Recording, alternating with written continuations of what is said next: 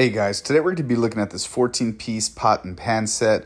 We'll do a quick unboxing to show you exactly what you'd be getting, and then we'll take a close-up look. Alright, so let's open this up and see what's inside. Okay, so first thing out of the box is the instruction manual. Some of the parts come separate. These right here are the handles. Now there is a bit of setup with these. You do need to add the handles to the pans and the lids. This box has all the knobs.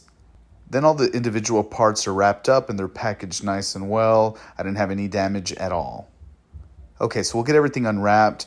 Now, one thing I do want to mention is that I love the quality. The look of the wood finish is just great. It's nice and smooth and just looks really high quality. Okay, so I've added the handles to the pans and lids, and this is what you get.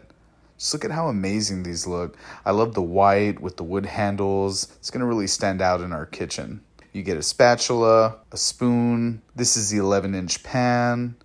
This is the 1.7 quart saucepan. That's the 6-quart pot. This is a 4.4 quart saute pan. And lastly, we have this 8-inch pan. So there you have it. If you're looking for high quality pots and pans that'll really give your kitchen an edge, be sure to check these out. I think you'll love them.